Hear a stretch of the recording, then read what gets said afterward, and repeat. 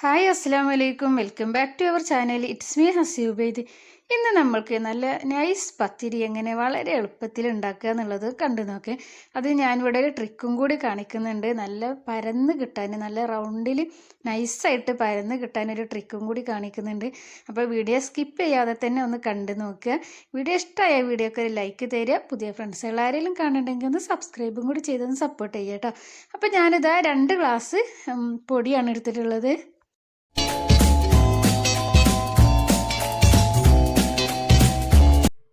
ഇത് പത്തിരിപ്പൊടിയാണ് കേട്ടോ. നമ്മൾ ഇവിടുന്ന് മില്ലിൽ നിന്ന് വാങ്ങിയതാണ്. നാട്ടിലാണെങ്കിൽ പിന്നെ നമ്മൾ അരി അങ്ങനെ കഴുകി അങ്ങനെ പൊടിപ്പിച്ച് ഉണ്ടാക്കുകയാണ് ചെയ്യുക. ഇത് നമ്മൾ ഇവിടുന്ന് വാങ്ങിയതാണ്, മില്ലിൽ നിന്ന് വാങ്ങിയ പത്തിരിപ്പൊടിയാണ്. അപ്പോൾ ഇതിനുള്ള 2 ഗ്ലാസ് പൊടിയാണ് ഞാൻ എടുത്തിട്ടുള്ളത്. അപ്പോൾ പൊടി എടുക്കുന്നതിന് അതേ ഗ്ലാസ്സിൽ തന്നെ കണക്കാക്കിയിട്ട് വെള്ളം എടുക്കണം. 1 ഗ്ലാസ് പൊടിക്ക് 1.5 ഗ്ലാസ് വെള്ളം. അങ്ങനെ ഞാനിതാ 2 ഗ്ലാസ് പൊടിക്ക് 3 ഗ്ലാസ് വെള്ളമാണ് എടുത്തിട്ടുള്ളത്. ചില പൊടികൾക്ക് വെള്ളം കൂടുതലായിട്ട് വേണ്ടി വരും, ചില പൊടികൾക്ക് കുറവും വേണ്ടി വരും. അപ്പോൾ നമ്മൾക്ക് അതിനനുസരിച്ചിട്ട് പിന്നെ വെള്ളം കുറവാണെങ്കിൽ കുറച്ച് അങ്ങനെ ഒഴിച്ചു കൊടുത്താൽ മതി. ഇപ്പോൾ ഇതാ ഞാൻ കുക്കറിലാണ് പൊടിയൊന്ന് വാട്ടിയെടുക്കുന്നത്. കുക്കറിലേക്ക് ഇതാ ഞാൻ 3 ഗ്ലാസ് വെള്ളം ഒഴിച്ചു കൊടുത്തിട്ടുണ്ട്. ആവശ്യത്തിനുള്ള ഉപ്പും കൂടി ഇതാ ചേർത്ത് കൊടുത്തിട്ട് നല്ലപോലെ ഒന്ന് ഇളക്കി കൊടുത്തിട്ട് നമുക്കതൊന്ന് വെള്ളം ഒന്ന് തിളപ്പിച്ചെടുക്കണേ. വെള്ളം ഒന്ന് തിളച്ച് വരട്ടെ. ഇപ്പോൾ ഇതാ വെള്ളം ഇതാ നല്ല പോലെ തിളച്ച് വന്നിട്ടുണ്ട്. ഇനി നമ്മളെടുത്ത അരിപ്പൊടി ഉണ്ടല്ലോ, 2 ഗ്ലാസ് അരിപ്പൊടി ഉണ്ടല്ലോ, അത് ഇതാ ഇതിലേക്കൊന്ന് ചേർത്ത് കൊടുക്കുന്നുണ്ട്. ആ വെള്ളത്തിലേക്ക്, തിളച്ച് വന്ന വെള്ളത്തിലേക്ക് ചേർത്ത് കൊടുക്കുന്നുണ്ട്. കുക്കറിലാകുമ്പോഴേ നല്ല പോലെ തന്നെ പൊടിയൊക്കെ നല്ല പോലെ വെന്ത് കിട്ടും.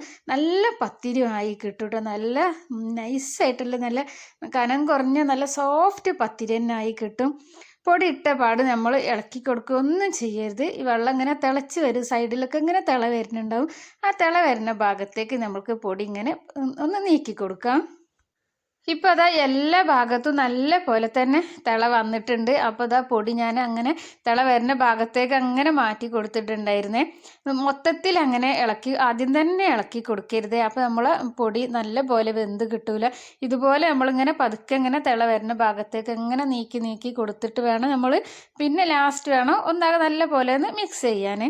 ഇപ്പോൾ നല്ലതാ തിള വന്ന് ഇതാണ്ട കണ്ടില്ലേ, പൊടിയൊക്കെ ഇങ്ങനെ വെള്ളം വന്ന് അങ്ങനെ മൂടിപ്പോയി. അപ്പോൾ അതാ ഞാൻ നല്ല പോലെ തന്നെ ഇളക്കി കൊടുക്കുന്നുണ്ട്. നല്ല കനമുള്ളൊരു ചട്ടകം എന്തെങ്കിലും എടുക്കണം കേട്ടോ. പൊടി നമ്മൾ മിക്സ് ചെയ്യാനായിട്ട് കൈ പൊള്ളാതെ നോക്കണം. ഇപ്പോൾ അതാ ഞാൻ നല്ല പോലെ തന്നെ ഇതാ മിക്സ് ചെയ്ത് കൊടുക്കുന്നുണ്ട്. നല്ല പോലെ തന്നെ ഇളക്കി കൊടുക്കട്ടെ. ഇപ്പോൾ ഇതാ വെള്ളമൊക്കെ എനിക്ക് 2 ഗ്ലാസ് പൊടിക്ക് 3 ഗ്ലാസ് വെള്ളം കറക്റ്റായിട്ട് തന്നെയാണ് വന്നിട്ടുള്ളത്. അപ്പോൾ ഞാൻ നേരത്തെ പറഞ്ഞ പോലെ ചില പൊടികൾക്ക് കൂടുതലും കുറവൊക്കെ ആയിട്ട് വേണ്ടി വരും. അപ്പോൾ കുറവാണെങ്കിൽ കുറച്ച് വെള്ളം ഒഴിച്ചു കൊടുത്താൽ മതി. ഈ ഒരു ടൈമിലേ ലൈക്ക് ചെയ്യുക മറന്നവരുണ്ടെങ്കിൽ ഒന്ന് ലൈക്ക് ചെയ്യണം കേട്ടോ. ലൈക്ക് ചെയ്യുമ്പോൾ അവിടെ ഹൈപ്പ് എന്നൊരു ഓപ്ഷനും കൂടി ഉണ്ട്, അതും കൂടി ഒന്ന് പ്രസ് ചെയ്തേക്കണേ. ഇപ്പോൾ ഇതാ ഞാൻ ഫ്ലെയിം ഓഫ് ചെയ്ത് പൊടിയൊക്കെ നല്ല പോലെ ഞാൻ ഇളക്കി കൊടുത്തതിന് ശേഷം ഫ്ലെയിം ഓഫ് ചെയ്തിട്ട് ഇതാ കുക്കറൊന്ന് നമ്മൾ വിസിലൊക്കെ ഇട്ടിട്ടൊന്ന് അങ്ങനെ മൂടി വെച്ചിട്ടുണ്ട്. പിന്നെ അത് വിസിലൊക്കെ ഒന്ന് എയറൊക്കെ പോയതിന് ഒരു 10 മിനിറ്റ് കഴിഞ്ഞതിന് ശേഷം ഞാൻ തുറന്ന് നോക്കിയത്. അപ്പോൾ നമ്മളെ ഇഞ്ചി വെളുത്തുള്ളിയൊക്കെ കുത്തുന്ന അതുണ്ടല്ലോ, ഇഞ്ചിക്കുത്ത്, ആ ഒരു സംഭവം നമ്മളെ നാട്ടിലൊക്കെ ഒരല് പോലുള്ള ആ ഒലക്ക അത് ഉണ്ടാകും കേട്ടോ, കരിങ്കല്ലിൻ്റെ. ഇപ്പോൾ ഇവിടെ ഈ ഒരു മരത്തിൻ്റെതാണുള്ളത്. അപ്പോൾ ഇത് വെച്ചിട്ട് ഞാൻ അത് നല്ല പോലെ ഇങ്ങനെ കുത്തി കൊടുക്കുന്നുണ്ട്. അപ്പോൾ നമ്മളെ കൈയൊന്നും പിന്നെ കൂടുതൽ നല്ല ചൂടാകാതെ തന്നെ നമ്മൾക്ക് ഇത് പൊടി കുഴച്ചെടുക്കാൻ പറ്റും. ഇങ്ങനെ ആകുമ്പോൾ തന്നെ ഒരു വിധമൊക്കെ നമ്മൾക്ക് പൊടി നല്ല പോലെ തന്നെ കുഴഞ്ഞ് കിട്ടും കേട്ടോ. ഇപ്പോൾ ഇതാ ഞാനൊരു വലിയ തട്ടിലേക്ക് മാറ്റിയിട്ടുണ്ട്. ആ പൊടിയൊക്കെ ഇതുപോലെ ഇങ്ങനെ മാറ്റി കൊടുത്തിട്ട് ഇപ്പോൾ ഇതാ കൈ വെച്ചിട്ട് ആ ചൂടോട് കൂടി തന്നെ ഒന്ന് കുഴച്ചെടുക്കണം. നമ്മൾ പത്തിരി നല്ല സോഫ്റ്റായി കിട്ടാൻ ഇതാണ് കേട്ടോ ടാസ്ക് ആയിട്ടുള്ളൊരു പണി. ഇപ്പോൾ വല്ലാണ്ട് ചൂടൊന്നുമില്ല. നേരത്തെ നമ്മൾ അത് വെച്ചിട്ടൊന്നും ഇങ്ങനെ ഇതാക്കിയില്ലേ, ഒന്ന് കുഴച്ചെടുത്തല്ലോ. അപ്പോൾ അതുകൊണ്ട് വല്ലാണ്ട് ചൂടില്ല. പിന്നെ ഒന്ന് നല്ല പോലെ പൊടിയൊക്കെ അമർന്നും കിട്ടിയിട്ടുണ്ടായിരുന്നേ. കൈ നല്ല പോലെ ചൂടാകുന്നുണ്ടെങ്കിൽ ഒരു പാത്രത്തിൽ കുറച്ച് തണുത്ത വെള്ളം, പച്ചവെള്ളം എടുത്തിട്ട് അതിലൊന്ന് കൈ മുക്കിയാൽ മതി. അപ്പോൾ കൈയിൻ്റെ ചൂടൊക്കെ ഒന്ന് കുറഞ്ഞ് കിട്ടും. ഇപ്പോൾ അതാ ഞാൻ നല്ല പോലെ തന്നെ പൊടി നല്ല കുഴച്ചെടുത്തിട്ടുണ്ട്. ഇപ്പോൾ നല്ല സോഫ്റ്റ് ആയിട്ടുണ്ട് കേട്ടോ നമ്മളെ ഈ പത്തിരിൻ്റെ ഈ പൊടി. നമ്മളിത് ഈ നമ്മളെ തള്ളവിരലുണ്ടല്ലോ, ആ തള്ളവിരൽ പൊടിയിലേക്ക് ഇങ്ങനെ താഴ്ത്തി വെച്ചിട്ട് വേണം പൊടി കുഴച്ചെടുക്കാൻ. അപ്പോഴാണ് പൊടി നല്ല പോലെ തന്നെ നമുക്ക് കുഴഞ്ഞ് കിട്ടുള്ളൂ. ഇതുപോലെ അങ്ങനെ കുഴച്ചെടുത്താൽ മതി. ഇതൊന്ന് ശ്രദ്ധിക്കണം കേട്ടോ. ഇതൊക്കെ നമ്മളെ പഴമക്കാർ എനിക്കൊക്കെ എൻ്റെ വല്യമ്മൊക്കെ വീട്ടിലൊക്കെ ഉള്ളപ്പോൾ അവരൊക്കെ പറഞ്ഞു തന്നതായിരുന്നു കേട്ടോ, ഇങ്ങനെ വേണം പൊടി കുഴക്കാനെന്ന് പറഞ്ഞിട്ട്. അപ്പോൾ ഇങ്ങനെയാണ് നമ്മൾ പൊടി കുഴച്ചെടുക്കേണ്ടത്. നമ്മൾ 2 തള്ളവിരൽ ആ പൊടിയിലേക്ക് അങ്ങനെ ഇതാക്കി കൊടുക്കണം.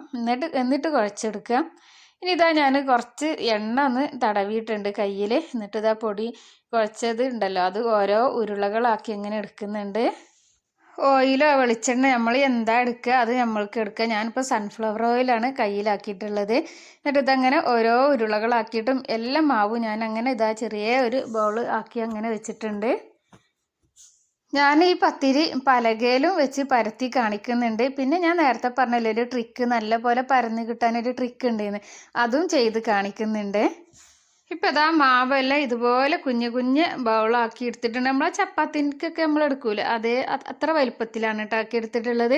ഇനിയിപ്പോൾ ഞാൻ പറഞ്ഞല്ലോ ഒരു ട്രിക്ക് ഉണ്ടെന്ന്. അപ്പോൾ ഇതാണ് കേട്ടോ, നമ്മൾ വെളിച്ചെണ്ണ ഓയിലൊക്കെ കൊണ്ടുവരുന്ന ഒരു കവർ അല്ലെങ്കിൽ ഇതുപോലുള്ളൊരു കവർ ഉണ്ടെങ്കിൽ നീളത്തിൽ കട്ട് ചെയ്യുക. എന്നിട്ട് അതിലാണ് ഈ പത്തിരി പ്രസ്സിൻ്റെ മേലെ അത് വെച്ചിട്ട് ഞാനിതാ ഇതുപോലെയാണ് പരത്തിയെടുക്കുന്നത്. അപ്പം നല്ല വട്ടത്തിൽ നല്ല വലിയ പത്തിരിയായിട്ട് നല്ല നൈസ് പത്തിരിയായിട്ട് നമുക്ക് കിട്ടും. ഇപ്പോൾ ഇത് കണ്ടില്ലേ, ഇതുപോലെ നല്ല വലിയ പത്തിരിയായിട്ട് തന്നെ കിട്ടും.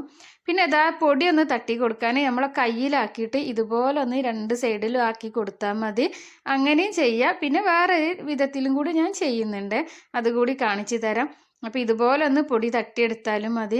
ഇപ്പോൾ ഇതാ പിന്നെ ഇതുപോലെ ഞാനിതാ അടുത്ത ഒരു ബോളും കൂടി ഇതാ അതിൽ നിന്ന് ഞാൻ പ്രസ്സിൽ വെച്ച് കൊടുത്തിട്ടുണ്ടായിരുന്നു. എന്നിട്ട് അതുകൂടി അതുപോലെ അങ്ങനെ പരത്തിയെടുക്കുന്നുണ്ട്. ഇപ്പോൾ ഇത് കണ്ടില്ലേ, നല്ല വലിയ പത്തിരിയായിട്ട് തന്നെ കിട്ടുന്നുണ്ട്. ഇത് ഞാൻ ഇതുപോലെ ഈ പൊടിയിൽ അങ്ങനെ 2 സൈഡും ഇട്ട് മുക്കുകയാണ് ചെയ്തത്. എന്നിട്ട് ഇങ്ങനെ പതുക്കെ ഇട്ട കൂടുതലൊന്നും ഇല്ലാതെ കുറച്ച് പൊടി മാത്രം ആക്കിയിട്ട് ഇത് അതുപോലെ അങ്ങനെ ഞാൻ തട്ടിയെടുത്ത്. അപ്പോൾ ഇതും ഒരു രീതിയാണ് കേട്ടോ. ഇത് കണ്ടില്ലേ, ഇത് കണ്ട ഇതുപോലെയാണ് ഞാൻ ബൗൾ ഇതിലേക്ക് വെച്ച് കൊടുത്തിട്ടുള്ളത്. ഓരോ ഉരുളകളും വെച്ച് കൊടുത്തിട്ട് ആ കവർ പിന്നെ അങ്ങനെ മടക്കി വെക്കണം. മടക്കി വെച്ചിപ്പോൾ ഇത് നിർത്തിയെടുത്താൽ നമ്മൾക്കിതാ നല്ല പത്തിരി തന്നെ ആയി കിട്ടും. അപ്പോൾ ഇതെല്ലാവരും ഒന്ന് ട്രൈ ചെയ്ത് നോക്കിയിട്ട് ഫീഡ്ബാക്ക് അറിയിക്കണം കേട്ടോ. എല്ലാവരും ഇതുപോലെ ഒന്ന് ട്രൈ ചെയ്ത് നോക്കിയിട്ട് പത്തിരി നല്ല നൈസ് പത്തിരി കിട്ടുന്നുണ്ടോ ഇല്ലേ എന്നുള്ളതൊന്ന് പറയണം കേട്ടോ. എനിക്ക് നല്ല നൈസ് പത്തിരി തന്നെ ആയിട്ട് കിട്ടുന്നുണ്ട്. ഈ പ്രസ്സിൽ വെച്ച് പരത്തിയാൽ അത്ര ഉണ്ട് നല്ല വലിയ പത്തിരിയായി കിട്ടൂല. ഇപ്പം ഇതിൽ വെച്ചിട്ടാണെങ്കിൽ നല്ല പോലെ തന്നെ നൈസ് പത്തിരി കിട്ടുന്നുണ്ട്. ഇപ്പോൾ ഇതാ ഞാൻ പത്തിരി പലകയിലും കൂടി ഒന്ന് പത്തിരി പരത്തിയെടുക്കുന്നുണ്ട്. അതിനിതാ ആ ഉരുള